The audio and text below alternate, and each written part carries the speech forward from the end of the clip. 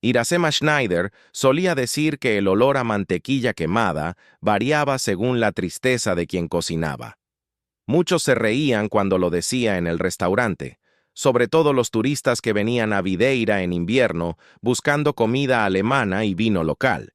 Pero quienes pasaban más tiempo con ella se daban cuenta de que esta mujer percibía detalles que casi nadie más veía. En 2018, cuando todo empezó a desmoronarse, Iracema tenía 72 años y seguía trabajando más que muchos jóvenes de la ciudad.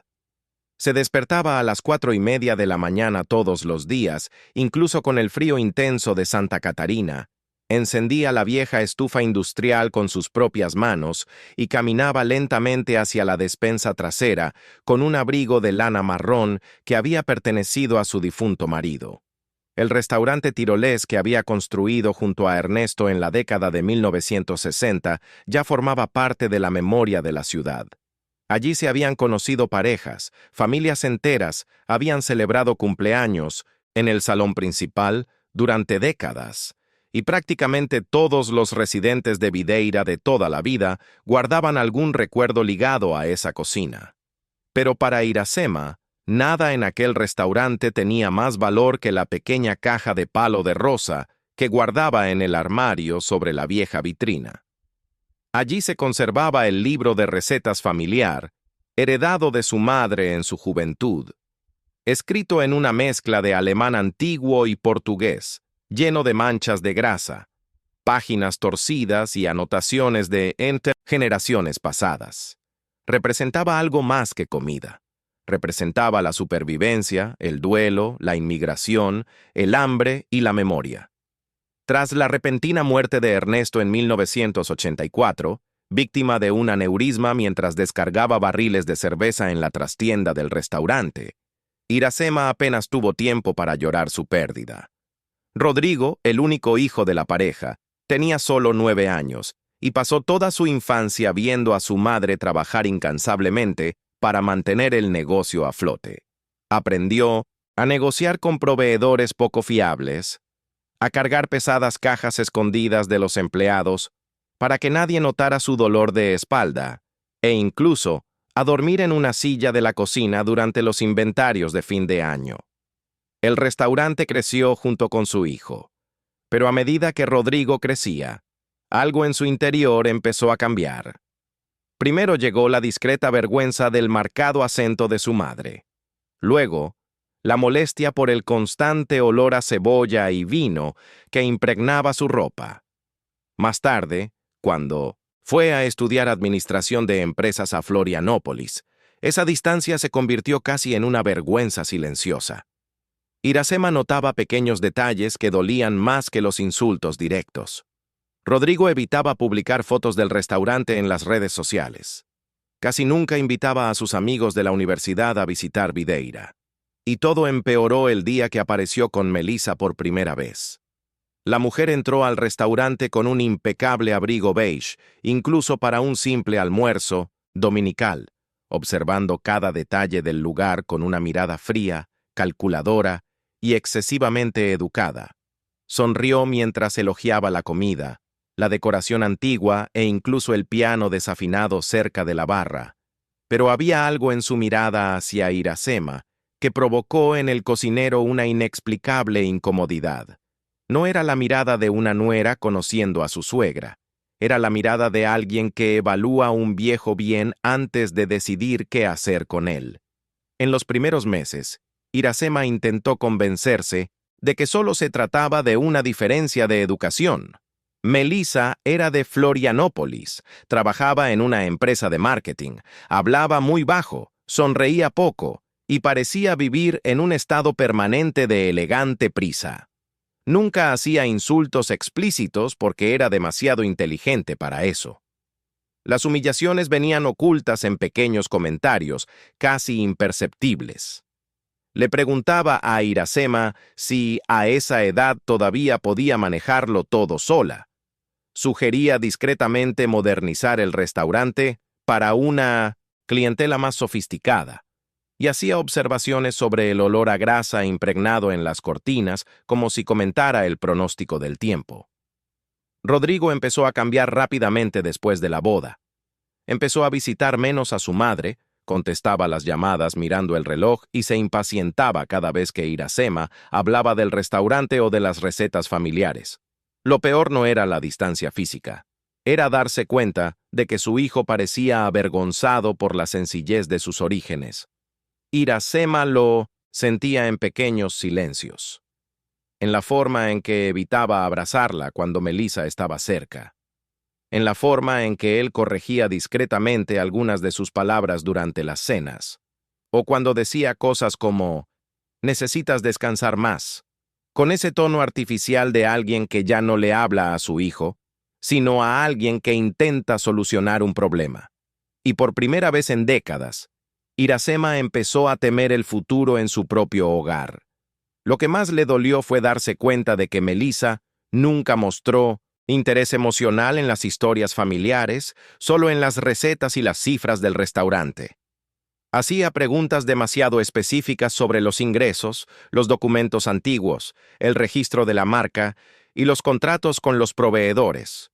Un día, mientras Iracema preparaba strudel en la cocina trasera, oyó a su nuera preguntar casualmente dónde se guardaba aquel viejo cuaderno con las recetas originales. La pregunta parecía sencilla para cualquier persona, pero algo se le heló por dentro en 1900. Ese momento. Iracema respondió sin mirar directamente a Melissa e inmediatamente cambió de tema. Esa noche, tardó horas en conciliar el sueño. Se sentó sola en la cocina trasera, escuchando el viejo motor del congelador encenderse y apagarse en el silencio de la madrugada. Era extraño envejecer. Aún más extraño era darse cuenta de que ciertas personas empezaban a ver a los ancianos como si fueran meros obstáculos entre los vivos y una herencia. Y quizás, quien esté escuchando esta historia ahora, conozca a alguien que haya pasado por algo similar en su propia familia. Si has leído hasta aquí, cuéntanos desde dónde estás viendo esto, porque historias como esta ocurren en más lugares de los que la gente imagina. Con el paso de los meses, Melissa empezó a aparecer en el restaurante sin previo aviso, casi siempre en momentos estratégicos, cuando el comedor estaba lleno e Iracema apenas podía detenerse para tomar un vaso de agua. Caminaba lentamente entre las mesas, observando a los empleados como una supervisora que aún no había sido contratada oficialmente. Comentaba la idea de reemplazar los uniformes tradicionales por algo más moderno. Sugería retirar los objetos decorativos antiguos porque el ambiente parecía demasiado pesado, e insistía en que el restaurante tenía potencial para convertirse en una franquicia en otras ciudades. Iracema escuchaba todo en silencio, pero por dentro sentía una creciente irritación difícil de explicar. El restaurante nunca había sido solo un negocio. Cada pared de aquel lugar guardaba algún recuerdo de su vida con Ernesto. Había marcas en el suelo dejadas por sus botas durante antiguas reformas, arañazos de sartenes detrás del mostrador, e incluso una grieta cerca de la bodega causada por el pequeño terremoto que azotó la región en la década de 1970. Melissa veía números donde Iracema veía recuerdos, y eso empezó a hacerse evidente para todos los empleados veteranos. Algunos incluso comentaron discretamente que la esposa de Rodrigo miraba el restaurante como un agente inmobiliario mira una casa vieja antes de demolerla. Iracema fingió no oír, pero cada noche, antes de acostarse, empezó a guardar el libro de recetas en distintos lugares de la casa. La primera vez que Iracema sospechó que algo realmente grave estaba sucediendo fue una tarde lluviosa de agosto. Había ido a Florianópolis a visitar a Rodrigo después de casi 2 meses sin verlo. Melissa insistió en que pasara el fin de semana en su apartamento, diciendo que sería bueno para fortalecer los lazos familiares. El problema fue que, durante la cena, Iracema notó una extraña conversación en el balcón entre Melissa y una mujer desconocida que llevaba un maletín. Hablaban en voz baja, pero algunas palabras se filtraron a través del cristal entreabierto del balcón. Interdicción, informe, Capacidad mental. Iracema se quedó paralizada al instante, sosteniendo una taza de café tan fuerte que el platillo temblaba en su mano. Cuando Melissa notó su presencia, cambió completamente de tema y presentó a la mujer como una amiga abogada. La atmósfera de esa noche nunca abandonó la mente de Iracema.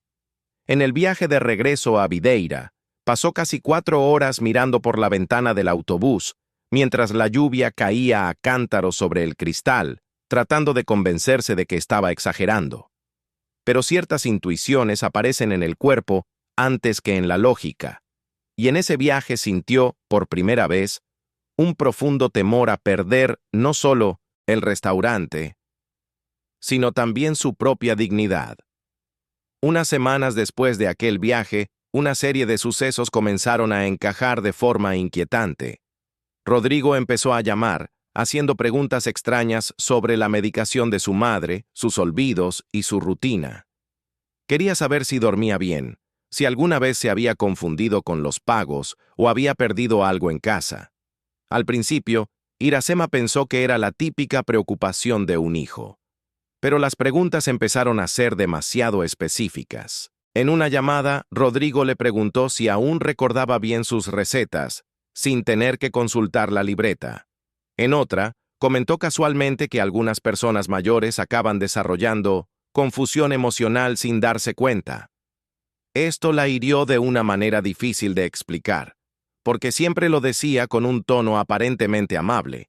Era como si la empujaran lentamente a un agujero mientras alguien sonreía y decía que intentaba ayudar. Iracema empezó a notar que Melissa se involucraba cada vez más en los asuntos financieros del restaurante. Pidió acceso a las hojas de cálculo, sugirió reuniones con contables e incluso intentó convencer a algunos empleados veteranos de que los cambios administrativos serían inevitables en los próximos años. Lo peor fue ver a Rodrigo asentir en silencio. Ya no defendía a su madre, simplemente evitaba el conflicto, y a veces la inacción duele más que la crueldad manifiesta.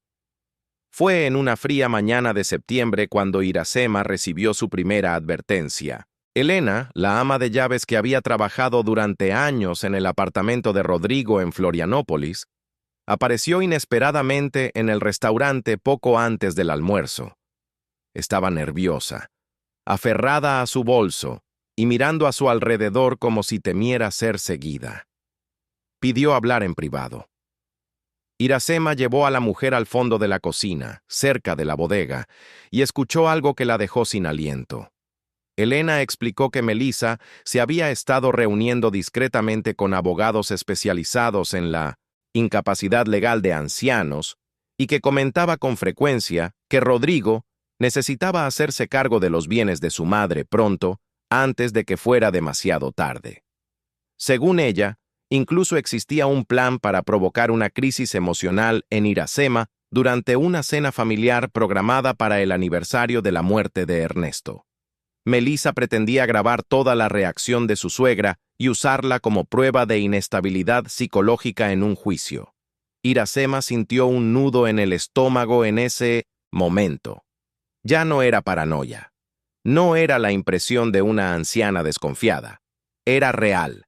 Y quizás muchas personas que siguen esta historia ya se hayan dado cuenta de cómo ciertas formas de violencia doméstica comienzan en silencio, casi de forma invisible. Si esta historia te afecta de alguna manera, por favor, ofrece tu apoyo y compártela con alguien que necesite escuchar esta advertencia antes de que sea demasiado tarde. Esa noche, Iracema no pudo abrir el restaurante para la cena. Por primera vez en más de 30 años, puso un cartel de cerrado por motivos de salud en la puerta principal y se sentó sola en el oscuro comedor, observando las mesas vacías. El silencio de aquel lugar parecía diferente sin el tintineo de los platos y las conversaciones que resonaban en el aire. Pasó horas mirando el tenue reflejo de las viejas luces en los vasos que colgaban detrás del mostrador, tratando de comprender cuándo su propia vida había llegado a ese punto. El mayor dolor no provenía de Melissa. La gente ambiciosa existía en todas partes. Lo que destrozó a Iracema por dentro fue darse cuenta de que Rodrigo lo sabía todo. Quizás no cada detalle, quizás no toda la crueldad, pero sabía lo suficiente como para evitarlo y optó por permanecer impasible. Cuando uno envejece, empieza a comprender que hay abandonos mucho peores que la soledad. El peor abandono es darse cuenta de que alguien a quien criaste con amor empieza a verte como una carga administrativa. Aquella noche, Iracema caminó lentamente hacia la cocina. Abrió la vieja caja de palo de rosa y acarició con los dedos las páginas manchadas del libro de recetas, como si intentara tocar a los muertos. Por primera vez en décadas, lloró allí mismo, en silencio, apoyada en la estufa donde había construido prácticamente toda su vida. 2 días después, Iracema buscó a Enrique Bauer, un viejo amigo de la familia que había sido juez durante casi 40 años en Santa Catarina. Enrique tenía 80 años, una voz grave, el cabello completamente blanco y la extraña costumbre de organizar documentos con pequeños clips dorados perfectamente alineados en su escritorio. Conocía a Iracema desde su juventud y frecuentaba el restaurante desde antes del nacimiento de Rodrigo. Al escuchar toda la historia, permaneció en silencio durante varios minutos, mirando por la ventana de la oficina antes de decir nada. Luego le pidió a Iracema que repitiera con exactitud cada detalle que Elena había relatado. El exjuez anotó todo en una libreta amarilla mientras hacía preguntas extremadamente específicas sobre documentos, visitas, conversaciones y cambios recientes en el comportamiento de su hijo. Al final de la reunión, cerró lentamente su pluma y dijo algo que Iracema jamás olvidaría. Quienes quieren confiscar los bienes de los ancianos casi siempre cometen el error de creer que los ancianos también han perdido su inteligencia. Enrique le explicó que debía dejar de reaccionar emocionalmente de inmediato con Melissa y Rodrigo. Necesitaba observar, registrar, conservar pruebas. La cena en honor de Ernesto ya no sería solo una trampa para ella, se convertiría también en una oportunidad para desenmascarar quién era realmente el desequilibrado en esa familia. Durante las semanas siguientes, Iracema vivió en una tensión constante, que incluso se manifestaba en su cuerpo. Perdió el apetito, el sueño, y las manos le temblaban discretamente al servir café a los clientes habituales del restaurante. Aún así, nadie sospechaba lo que ocurría. Continuó trabajando con normalidad, tomando pedidos y supervisando la cocina como lo había hecho durante décadas. Pero por dentro, se encontraba en un estado de alerta permanente. Enrique ayudó a Iracema a comprar discretamente una pequeña grabadora profesional escondida en una vieja bolsa de cuero. También le aconsejó que empezara a reunir documentos del restaurante, registros de recetas familiares y recibos antiguos que demostraran que el patrimonio había sido construido exclusivamente por ella y Ernesto a lo largo de sus vidas. Mientras tanto, Melissa parecía cada vez más segura de sí misma. Llamaba al restaurante con excesiva frecuencia, preguntaba sobre contratos e insistía en que la cena en honor a Ernesto debía celebrarse de una manera especial ese año. Lo más inquietante era notar la aparente insensibilidad emocional de Rodrigo. Ya no discutía con su madre, se limitaba a repetir frases preparadas sobre el descanso, la sucesión familiar y la necesidad de pensar en el futuro. Era como si hubiera permitido que otra persona comenzara a organizar sus propios pensamientos en su cabeza. La cena estaba programada para un viernes lluvioso de noviembre, justo en el 34º aniversario de la muerte de Ernesto. Melissa insistió en que todo se celebrara en el restaurante después del cierre, solo con la familia más cercana. Dijo que sería un homenaje íntimo, respetuoso y emotivo. Pero desde el principio, el ambiente parecía extraño. Iracema lo notó en cuanto entró en la sala esa noche. Las luces eran más tenues de lo habitual. Algunas velas estaban esparcidas sobre las mesas, y Melissa parecía excesivamente tranquila, como alguien que espera el momento preciso para comenzar una actuación previamente ensayada. Rodrigo seguía distante, evitando el contacto visual directo con su madre. En un momento dado, mientras colocaba los platos en la cocina, Iracema notó discretamente el celular de su nuera sobre una vitrina, apuntando directamente a la mesa principal, grabando. Su corazón se aceleró de inmediato, pero Enrique había sido claro: no reaccionar precipitadamente. Entonces Iracema simplemente respiró hondo, se ajustó el viejo broche de plata prendido a su abrigo y se sentó a la mesa, llevando consigo la pequeña bolsa donde la grabadora oculta había estado registrando cada palabra de esa noche desde el momento en que entró al restaurante. Al comienzo de la cena, Melissa mantuvo la impecable máscara de cordialidad que solía mostrar ante los demás. Sirvió vino, comentó viejos recuerdos de Ernesto, a quien apenas conocía, e incluso fingió emoción al brindar por el legado familiar. Pero Iracema pronto se dio cuenta de que todo estaba ensayado. Las provocaciones comenzaron de forma sutil, casi imperceptible. Comentarios sobre lapsos de memoria comunes a esa edad. Preguntas repetidas sobre la cuenta del restaurante. Insinuaciones de que tal vez trabajaba demasiado para alguien a esa edad. Rodrigo permaneció en silencio, jugueteando distraídamente con los cubiertos mientras evitaba el contacto visual con su madre. La lluvia golpeaba con fuerza contra las ventanas del restaurante, creando un sonido sordo e incómodo que parecía aumentar aún más la sensación de asfixia en aquella mesa. Entonces Melissa comenzó a hablar de modernización, diciendo que el restaurante necesitaba evolucionar, convertirse en una marca, abrir sucursales en otras ciudades y abandonar ese estilo de gestión emocional y anticuado. Iracema escuchaba en silencio, sujetando firmemente su copa de vino para ocultar el temblor en sus manos. El problema es que Melissa no solo quería provocar una discusión, quería humillar.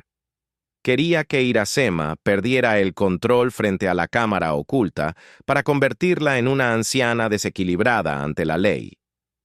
La situación empeoró cuando Melissa empezó a hablar directamente de la caja de palo de rosa y del libro de recetas familiar. Dijo que ella y Rodrigo habían hablado mucho sobre convertir esas recetas en una franquicia nacional, crear productos industrializados y aprovechar el potencial financiero latente que Iracema nunca supo explotar adecuadamente.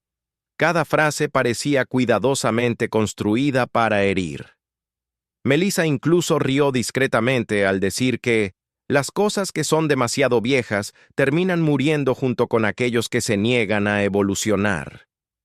En ese momento, Rodrigo finalmente habló, pero no para defender a su madre.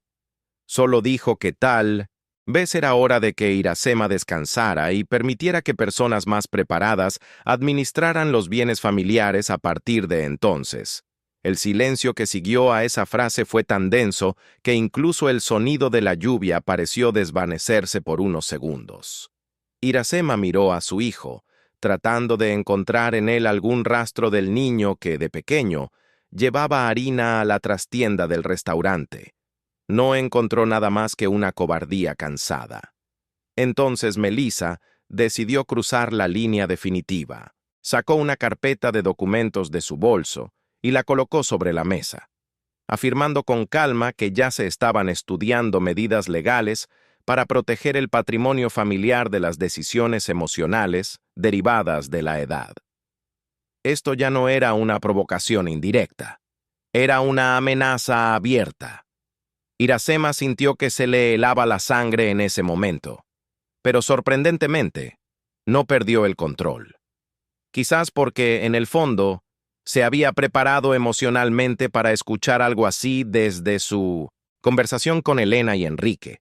Simplemente empujó lentamente la carpeta de documentos hacia Melissa sin siquiera abrirla. El movimiento fue demasiado tranquilo, Y eso fue precisamente lo que pareció irritar inesperadamente a su nuera. Melissa quería una explosión, quería gritos, quería lágrimas. Necesitaba construir frente a la cámara la imagen de una anciana descontrolada e incapaz. Pero Iracema permaneció sentada con una serenidad casi aterradora. Entonces Melissa comenzó a perder la paciencia. Su elegante sonrisa desapareció gradualmente, reemplazada por una mirada dura, fría e impaciente que normalmente ocultaba muy bien. Comenzó a hablar más alto, diciendo que el restaurante estaba anclado en el pasado, que su suegra había desperdiciado millones en oportunidades por ignorancia, y que las personas emocionalmente frágiles no deberían administrar bienes a esa edad. Rodrigo permaneció inmóvil, con la mirada baja, como quien intenta sobrevivir a su propia humillación sin tener que tomar partido. Y fue precisamente esa pasividad la que acabó por destruir algo en Iracema. Ya no cabía la ilusión. Finalmente comprendió que su hijo prefería preservar la comodidad de su matrimonio antes que proteger a la mujer que había sacrificado su salud durante décadas para criarlo sola. El momento de agresión fue demasiado rápido, pero Iracema lo recordaría a cámara lenta por el resto de su vida. Melissa estaba sirviendo sopa de cebolla gratinada cuando, una vez más, le exigió abiertamente a Iracema que firmara los documentos que transferían el control administrativo del restaurante a Rodrigo. Dijo que esto evitaría un proceso agotador y humillante en el futuro. Cuando Iracema simplemente respondió no con voz firme y baja, Melissa perdió completamente el control. Agarró el plato hondo aún hirviendo y se lo arrojó directamente a la cara de su suegra. El impacto fue brutal. La sopa le corrió por la frente, los ojos, el cuello y el pecho a Iracema en una quemadura instantánea que le hizo arder la piel como fuego. Toda la sala quedó sumida en un silencio de absoluta conmoción. Durante unos segundos, solo se oía el sonido de la lluvia afuera y la respiración agitada de Melissa mientras intentaba recuperar el control. Iracema se llevó las manos a la cara, sintiendo el dolor punzante mientras las lágrimas involuntarias se mezclaban con el caldo caliente que le corría por la piel. Y entonces llegó el golpe más cruel de aquella noche. Rodrigo finalmente se levantó de la silla. Iracema aún conservaba el reflejo casi infantil de creer que su hijo correría a ayudarla, pero él solo miró a su madre, completamente consumido por su propia cobardía, y dijo con voz fría, baja y devastadora: «Tú también provocaste esto. Te lo merecías». Iracema diría más tarde que el dolor físico de la quemadura no se comparaba con lo que sintió al oír esa frase de su propio hijo. Le ardía la cara, tenía la vista borrosa, y el fuerte olor a cebolla picante mezclado con el queso quemado de la sopa parecía impregnar todo el ambiente del restaurante. Pero nada le dolía tanto como darse cuenta de que Rodrigo había cruzado una línea de la que quizás nunca habría vuelta atrás. Melissa aún intentaba recuperar la compostura tras el ataque, respirando con dificultad mientras sacaba su teléfono móvil, escondido cerca del aparador. Pero en ese momento, la situación ya se le había ido completamente de las manos. Porque antes de que cualquiera de los dos pudiera reconstruir los hechos, Iracema sacó lentamente la pequeña bolsa de cuero, la puso sobre la mesa, abrió el cierre metálico y extrajo la grabadora que aún funcionaba. El silencio que siguió a ese gesto fue casi sobrenatural. Melissa palideció al instante. Rodrigo pareció quedarse sin aliento, e Iracema, aún temblando de dolor, dijo algo que ninguno de los dos esperaba oír aquella noche. «Pasaste meses intentando convencerme de que estaba perdiendo la cabeza, pero olvidaste que todavía sé cómo protegerme». Esa frase cambió por completo el rumbo de la historia. Menos de 20 minutos después, Enrique Bauer entró al restaurante acompañado de 2 policías militares que habían recibido instrucciones de permanecer cerca esa noche por si ocurría algo. Melissa intentó inmediatamente cambiar la versión de los hechos. Lloró, dijo que la habían provocado, afirmó que Iracema era emocionalmente inestable e incluso intentó insinuar que su suegra había manipulado la situación para incriminarla. Pero el problema con las personas que se nutren de la manipulación es que suelen tener demasiada fe en su propia inteligencia. Enrique conectó la grabadora allí mismo, en la habitación, con un pequeño cable que llevaba consigo, y reprodujo toda la conversación delante de los policías. Cada provocación, cada amenaza, cada comentario sobre acciones legales y propiedad, y, sobre todo, el momento exacto de la agresión. La expresión del rostro de Melissa cambió por completo a medida que avanzaba el audio. Por primera vez desde que conocía a esa mujer, Iracema vio auténtico miedo en sus ojos. Rodrigo parecía emocionalmente destrozado, sentado inmóvil en su silla mientras veía cómo todo se desmoronaba ante él. Pero para entonces ya no había lugar para el arrepentimiento silencioso. El daño ya estaba hecho. Y mientras la policía escoltaba a Melissa para interrogarla, Iracema permanecía sentada sola en la habitación vacía, con un paño húmedo sobre su rostro quemado, mirando fijamente la silla de su hijo como si acabara de enterrar una parte entera de su propia vida. Los días siguientes fueron los más difíciles que Iracema había enfrentado desde la muerte de Ernesto. Las quemaduras en su rostro y pecho requerían tratamiento constante, y durante semanas ni siquiera pudo entrar a la cocina debido a la sensación de ardor causada por el calor de la estufa. El restaurante permaneció cerrado durante casi un mes, algo que conmocionó profundamente a toda la ciudad. Clientes habituales comenzaron a aparecer frente al establecimiento, dejando flores, notas e incluso platos de comida preparada en casa como muestra de apoyo. Muchos habitantes de Videira habían crecido frecuentando ese restaurante y se negaban a aceptar que Iracema hubiera sido atacada por su propia familia. Gradualmente la historia comenzó a circular por la región. Primero en conversaciones discretas, luego en grupos de WhatsApp, estaciones de radio locales y finalmente en periódicos del interior. La imagen pública de 1970. Melissa se desmoronó rápidamente cuando surgieron pruebas de consultas legales sobre una orden judicial emitida meses antes del ataque. Enrique logró reunir documentos, correos electrónicos y mensajes que mostraban claramente la planificación relacionada con bienes, la administración del restaurante y la transferencia de propiedades. El caso dejó de parecer una simple disputa familiar. Comenzó a parecerse exactamente a lo que realmente era: un intento calculado de destruir emocionalmente a una anciana para apoderarse de todo lo que había construido a lo largo de décadas de trabajo.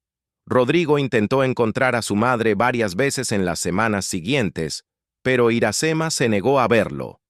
No gritó, no amenazó, no armó un escándalo. Simplemente les dijo a los empleados que no quería contacto en ese momento. Y quizás eso fue aún peor para él, porque el silencio de Iracema nunca fue vacío. Era un silencio pesado y definitivo, el mismo silencio que había aprendido a soportar desde que enviudó. Rodrigo empezó a frecuentar el restaurante cerrado durante la madrugada, permaneciendo afuera durante largos minutos, mirando las luces apagadas del comedor donde prácticamente había crecido. Algunos empleados contaron que lloró solo en su coche antes de irse, pero por primera vez en su vida, Iracema no se apresuró a aliviar la culpa de su hijo. Estaba cansada de proteger emocionalmente a un hombre adulto de las consecuencias de su propia debilidad. Y mucha gente no entiende esto hasta que envejece. Hay heridas familiares que no nacen de la pura malicia, sino de la cobardía.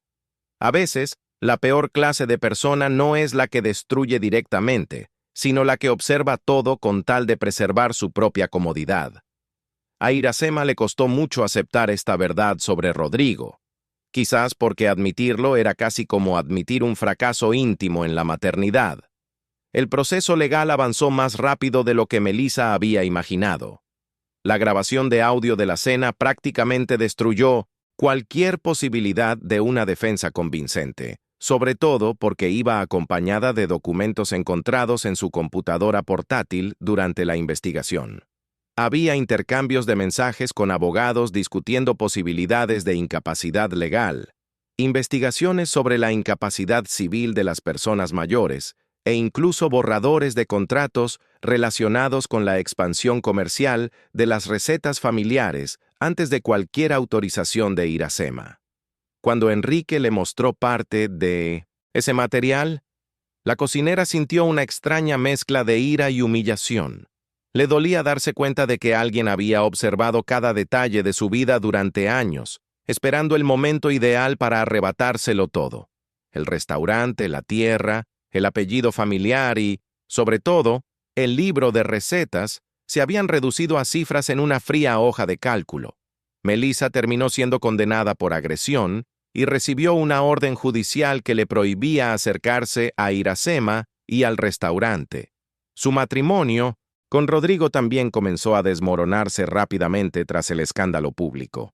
Personas cercanas a ella comentaron que las discusiones en su apartamento de Florianópolis se volvieron constantes, sobre todo después de que Melissa se diera cuenta de que Rodrigo por fin empezaba a comprender la gravedad de lo que había permitido. Pero para Iracema, en ese momento, el daño emocional ya era mucho mayor de lo que cualquier decisión judicial podría reparar. La reconciliación entre madre e hijo no se dio de una manera bonita ni emotiva como en las películas. De hecho, comenzó casi sin palabras.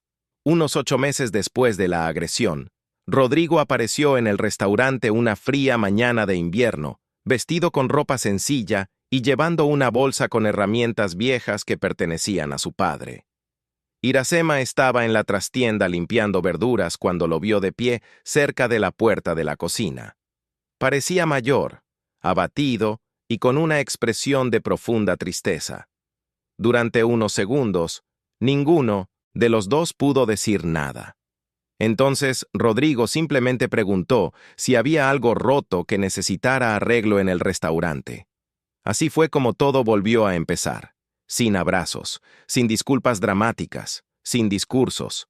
Iracema ya no confiaba en sus palabras. Solo le permitió empezar a ayudar con pequeñas tareas, arreglar mesas, descargar cajas, limpiar el almacén, organizar la bodega. Rodrigo aceptó todo sin quejarse. Por primera vez en su vida adulta, pareció comprender el verdadero peso del trabajo que su madre había llevado sola durante décadas. Y aunque Iracema jamás olvidaría lo ocurrido aquella noche en el comedor social, poco a poco empezó a comprender algo doloroso. Rodrigo no se había convertido exactamente en un hombre cruel. Se había convertido en algo quizás aún más peligroso. Un hombre demasiado débil para enfrentarse a alguien que estaba destruyendo a su propia familia ante sus propios ojos. Los años siguientes transcurrieron en silencio, con calma y extrañeza para ambos. Rodrigo empezó a trabajar a diario en el restaurante sin recibir ningún privilegio especial. Llegaba temprano, limpiaba la cocina, cargaba mercancía y aprendía tareas que antes consideraba demasiado sencillas para alguien con un título en administración de empresas. Algunos empleados veteranos tardaron en aceptar su regreso. Otros nunca lo hicieron del todo. Había una incomodidad constante en el ambiente cada vez que alguien recordaba la agresión o mencionaba a Melissa cerca de él. Y Rodrigo lo soportó todo en silencio. Quizás porque finalmente comprendió que ciertas pérdidas no se resuelven con disculpas fáciles. Iracema observó a su hijo desde la distancia durante esos años, como quien intenta reconocer a una persona después de una tragedia. A veces veía en él pequeños fragmentos del chico que ayudaba a Ernesto en la trastienda cargando sacos de patatas más grandes que él mismo. Otras veces, el simple hecho de recordar la frase dicha aquella noche bastaba para que se le revolviera el estómago. La confianza nunca regresó por completo. Quizás nunca lo haría. Pero poco a poco surgió entre ellos una nueva relación, más honesta y menos idealizada. Por primera vez, Rodrigo dejó de ocupar el lugar de hijo perfecto en la mente de su madre. Y, curiosamente, fue solo después de esta brutal caída que comenzó una verdadera reconstrucción. Fue también durante este período que Isabela, la hija de Rodrigo y Melissa, comenzó a estrechar lazos con su abuela. La niña tenía solo 10 años cuando ocurrió la tragedia, pero conservaba recuerdos confusos de aquella noche en el restaurante. Durante mucho tiempo, Rodrigo evitó hablar de su madre delante de la niña, e Iracema nunca intentó poner a su nieta en contra de Melissa, quizás porque conocía profundamente el daño que los adultos pueden causar al utilizar a los niños como instrumento de sus propias luchas internas. Isabela creció frecuentando el restaurante durante las vacaciones y demostrando un genuino interés por las recetas familiares. A diferencia de su padre, hacía preguntas por auténtica curiosidad, no por ambición. Disfrutaba escuchando viejas historias sobre Ernesto, sobre los inmigrantes austríacos que llegaron al sur de Brasil, y sobre los duros inviernos en los que familias enteras sobrevivieron gracias a recetas transmitidas de generación en generación. Iracema comenzó a notar pequeños detalles en su nieta que la conmovían casi silenciosamente. El cuidado con el que manejaba el viejo cuaderno, el respeto por las ollas y sartenes antiguas, la forma en que observaba cada detalle de la cocina como alguien que intentaba preservar recuerdos, no explotar bienes. Fue durante este tiempo cuando Iracema finalmente comprendió algo importante. El verdadero legado de la familia nunca residió en el dinero que generaba el restaurante, sino en la capacidad de alguien para contemplar toda esa historia con respeto. Una tarde de agosto, a punto de cumplir 80 años, Iracema decidió abrir la vieja caja de palo de rosa delante de alguien por primera vez en décadas, sin miedo. Llamó a Isabela a la cocina trasera después de que cerrara el restaurante. Puso agua a hervir en la vieja estufa industrial y le pidió a su nieta que se sentara a su lado, cerca del mostrador de madera desgastada. Caía una lluvia ligera afuera, y el aroma a canela mezclado con el vapor del té creaba una atmósfera que recordaba a los recuerdos familiares más antiguos. Iracema abrió la caja lentamente, casi como si realizara un ritual religioso, y sacó el cuaderno, desgastado por décadas de uso.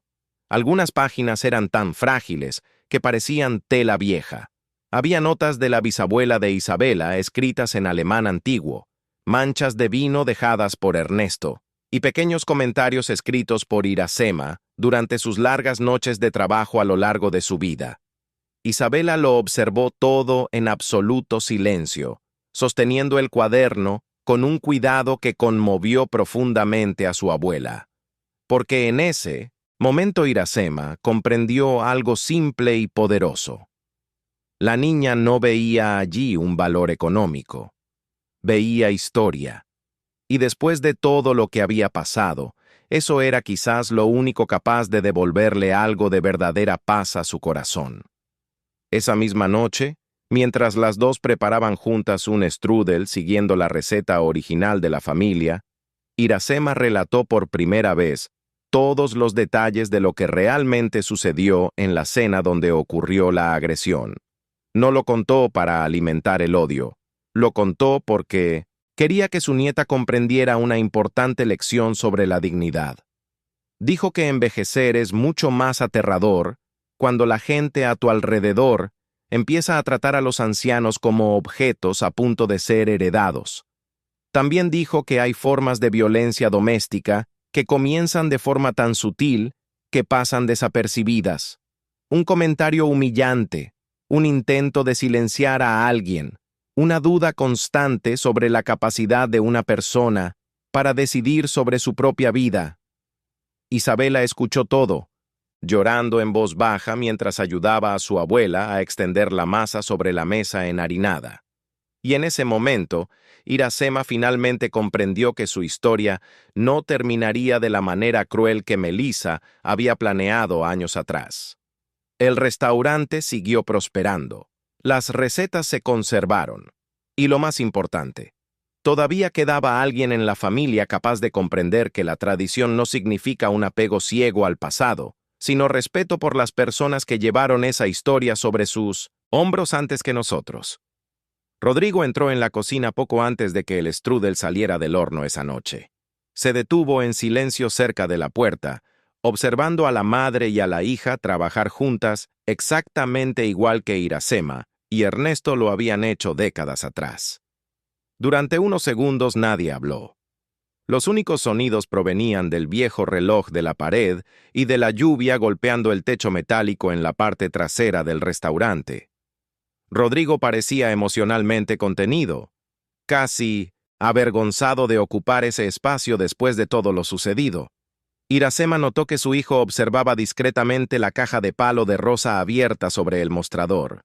Durante años, había creído que esa caja solo contenía valiosas recetas. Solo mucho después comprendió que también contenía la parte de la familia que casi había permitido destruir.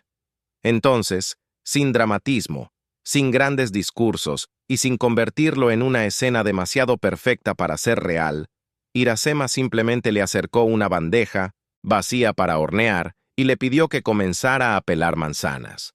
Rodrigo obedeció en silencio. Y quizás fue precisamente allí, en ese pequeño y común gesto dentro de una cálida cocina, donde comenzó la forma más honesta de perdón posible entre los dos. No un perdón completo. No se trata de borrar el dolor.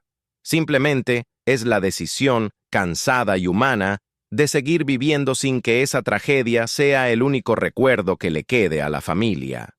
Años después, muchos en Videira aún hablaban del escándalo, de Melissa, del intento de interponer una demanda y de la noche de la agresión en el restaurante. Algunas versiones de la historia se exageraron con el tiempo, como suele ocurrir en los pueblos pequeños. Pero Iracema nunca volvió a hablar públicamente del tema. Continuó viviendo de la misma manera sencilla de siempre, trabajando menos, descansando más y dedicando cada vez más tiempo a enseñar a Isabela en la cocina. Su rostro aún conservaba pequeñas marcas, casi invisibles, de la quemadura, principalmente cerca de la mandíbula izquierda, pero nunca intentó ocultarlas. Decía que ciertas cicatrices existen para recordar a una persona el momento exacto en que decidió no permitir que destruyeran su dignidad. Poco antes de cumplir 83 años, Iracema entregó oficialmente la caja de jacarandas a su nieta durante un almuerzo dominical en el restaurante que ya estaba cerrado al público. Isabela lloró al recibir la vieja libreta, Rodrigo también, y mientras los observaba sentados, en la misma mesa donde años atrás casi lo había perdido todo, Iracema sintió por fin algo que no había sentido en mucho tiempo: tranquilidad. Porque al final, el verdadero legado que perduró no fue el dinero, ni el restaurante, ni las famosas recetas familiares. Fue el coraje de mantenerse íntegra después de que intentaran convertirla en una anciana incómoda destinada al olvido.